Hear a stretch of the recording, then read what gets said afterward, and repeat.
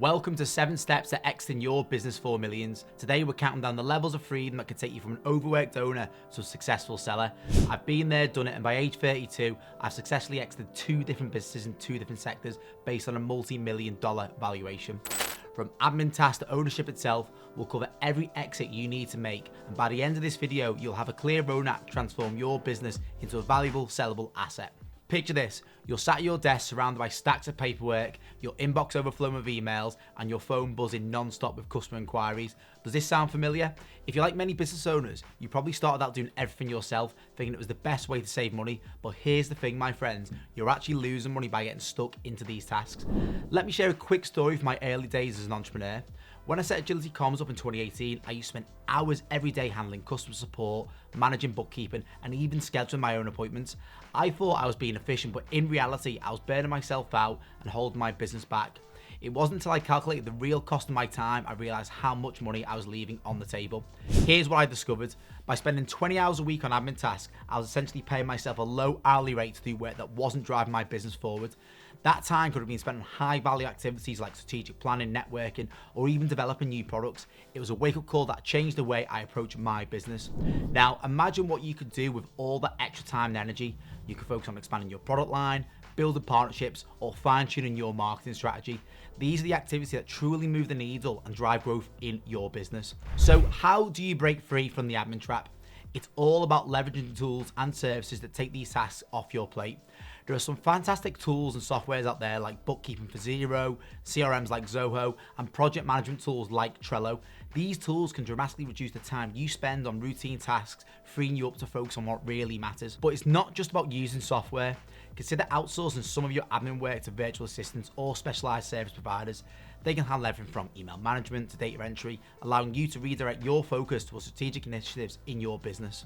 I'll link to the site below we use for all VAs past and present across all my businesses. The payoff of this first step is huge. By removing yourself from lower level activities, you're setting the stage for substantial growth. You're no longer the bottleneck in your own business. Instead, you're positioning yourself as the visionary leader your company needs to thrive. Alright, let's talk about the next big hurdle in scaling your business. You freed yourself from the admin tasks, but there's a sneaky bottleneck that might be holding you back. What if I told you that your hands-on approach to deliverables could be secretly sabotaging your growth? Here's the thing, when you first start your business, being involved in every product or service feels essential. You want to ensure quality, right? But as your business grows, you might find yourself drowning in orders or client work. I bet this sounds familiar to you as well. Let me share with you a quick story from my own journey. When I started Agility Comms, I insisted on personally reviewing every project before it went out the door. And at first it felt great. I was confident in the quality of our work, but then something unexpected happened. We started getting more client orders than I could handle. The orders piled up and suddenly I became the bottleneck in my own company's growth. Now, here's where it gets really interesting, guys. There's a counterintuitive truth about scaling your business that most entrepreneurs miss. It involves stepping away from the very thing that you need to control yourself. And I know it sounds scary, but please hear me out. The second level of exiting your business is all about transitioning from being the sole deliverer of your products or services to training a team to handle these responsibilities. This is where the magic happens, my friends. By removing yourself from direct delivery, you're unlocking potential revenue that would otherwise be lost to your limited capacity. Let's do a quick calculation. Imagine you could personally handle 10 clients a month, but what if demand grows to 20, 30, or even 50? By being the sole provider, you're essentially capping your revenue at 10 clients, leaving money on the table. Now listen, I get it. The idea of stepping back can be absolutely terrifying. You might worry about losing control over quality, but here's the secret. It's all about creating systems. By developing SOPs for your product or service, you can ensure consistency and quality even when you're not directly involved. The payoff of this step is absolutely huge. By exiting the deliverable stage, you'll position yourself to focus on higher level strategic work. Think marketing, sales, and big picture planning. You're no longer just working in your business, you're working on your business. Alright, we've tackled the admin tasks and the deliverables. Now let's talk about the next big challenge in scaling your business. Now, you might be thinking you're unstoppable at this point, but there's one final level that trips up even the savviest of entrepreneurs. What if your greatest strength is actually holding your business back? I'm talking about sales. As the founder, you're probably a rock star at closing deals. You know your product inside out and you can pitch it in your sleep. But here's the thing, relying solely on your sales skills puts a hard cap on your company's growth potential. And I know all too well about this, as of what I've just described perfectly encapsulates myself and Agility Comms once upon a time. Back in 2021, I was the sales machine. I closed every deal and I was very good at it as well, by the way. But as we grew, I realized something alarming. We were turning away potential clients because I simply didn't have enough hours in the day to talk to everyone. And that's when it hit me, my friends. I was the bottleneck. My sales skills, which had been our biggest asset, were now our biggest liability. We were leaving money on the table and it was all my fault. So you're probably thinking, what is the solution? It's time to build a sales team that can outperform even you. And I know what you're thinking. No one can sell my product like I can. Trust me, I've been there. But here's the game changer. It's not about finding a carbon copy of yourself. It's all about creating a repeatable sales process that others can follow and excel at. Think about it this way. Right now, you might be able to handle, say, 20 sales calls a week. But what if you had a team of 5 salespeople, each handling 15 calls a week? That's 75 potential deals instead of 20. Now, suddenly your growth isn't limited by your own personal capacity anymore. The key to this is to document your sales process. What questions do you ask? How do you handle objections? What stories do you tell that really resonate with your clients? All this needs to be written down, refined, and turned into a playbook that your team can follow. But it doesn't stop there. You need to invest time in training your team, letting them shadow you on calls, and giving them feedback as they start to take the reins. Now, don't get me wrong, it's not easy and it won't happen overnight, but it's absolutely necessary if you want to achieve long-term growth and prepare for an eventual exit from your business. Remember, what got you to your current level of success may not be sufficient for future growth. It's time to shift your approach by stepping back from being the primary salesperson. You're actually stepping up to be a leader and a strategist. All right, let's talk about the next big step in your business journey. You've got teams handling admin tasks, deliverables, and sales, but here's the thing. You're still knee-deep in day-to-day operations. And I bet this sounds familiar, doesn't it? If you're nodding your head, you are not alone. At this stage, many entrepreneurs feel like they're just managing a bigger workload instead of truly leading their business. Here's the hard truth, guys. If you can't step away from operations, you'll never achieve true scale or freedom. It's time to shift gears and transform your role from manager to leader. But what does that really mean?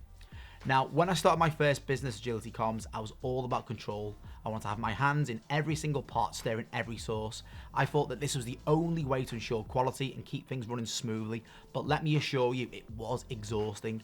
I was working longer hours than ever before, and my business growth had hit a plateau. The turning point came when I realized I was the bottleneck in my own company. I was so focused on managing tasks that I wasn't giving enough attention to the bigger picture. That's when it hit me. I needed to step up as a leader, not just a manager. So what does your role look like at this stage of business growth? It's about setting the vision, developing strategies, and empowering your team to execute. Instead of telling people what to do, you're guiding them towards a shared goal. You're not just solving day-to-day problems, you're anticipating future challenges and opportunities. Now listen, I know what you're thinking, but how do I let go of operation control? And don't get me wrong, it's not easy, I'll admit it. It requires a mindset shift. You need to trust your team and give them the autonomy to make decisions. It's about building a structure where your team can operate independently, allowing you to focus on strategic initiatives. Here's the exciting part. The transformation that happens when you truly step into a leadership role. Suddenly you have time to think big, you can spot big opportunities you were too busy to see before. Your business becomes more scalable because it's not dependent on your personal involvement every single day. But how do you actually hand over management to your team? It's a process that involves clear communication, trust building, and gradual delegation of decision making. Start by clearly defining roles and responsibilities. Create systems and processes that allow your team to make informed decisions without constantly requiring your input. Remember, it's not about abdicating responsibility, it's about empowering your team. Communicate your vision clearly, set expectations, and then give your team the freedom to achieve those goals in their own way. Provide support and guidance, but resist the urge to micromanage. All right, let's talk about the ultimate exit strategy, selling your business for millions. This is the dream for many entrepreneurs, but it's also the most challenging step in your business journey. Are you ready to let go completely? It's a thrilling yet terrifying prospect that could change your life in ways you've never imagined. Selling your business isn't just about cashing out, it's about preparing your company to thrive without you. This process can be complex and emotionally taxing. You've put your heart and soul into building this business, and now you're considering handing it over to someone else. It's natural to feel a mix of excitement and anxiety, but here's the thing. If you follow the steps we've discussed in this video today, you're already on your way to preparing yourself for a successful exit. You've built a self-managed team capable of running the business without you and your direct involvement. This is crucial because potential buyers want to see a business that can operate smoothly without the founder at the helm. Now let's talk about what determines your business's value and sellability. Now, it's not just about your revenue or profit margins, although these are very important. Buyers are looking for businesses with strong systems and processes in place. They want to see a diverse customer base, solid market position, and potential for future growth. Your job is to make your business as attractive as possible to potential buyers. From my own experience selling businesses, I can tell you that timing is absolutely everything. You want to sell your business when it's on the up, not when it's plateauing or declining. It's also very important to have a clear understanding of your business's financials and be able to explain any fluctuations or anomalies. One thing I wish I'd known earlier is the importance of building relationships with potential buyers long before you're ready to sell. This can help you get a better understanding of what buyers are looking for and can potentially lead to a smoother sale process when the time comes. The rewards of a successful exit can be life-changing. Depending on your business's growth and market position, you could be looking at selling your business for millions, tens of millions, or even hundreds of millions of dollars. But remember, it's not just about the money. A successful exit also means you've built something valuable that can continue to grow and thrive even without you. All right, we've covered a lot of ground in this video, and if you follow these steps, you'll be ready to exit your business, whether you're going to sell or you want to put a management team in place whilst taking a chunky yearly dividend from the business.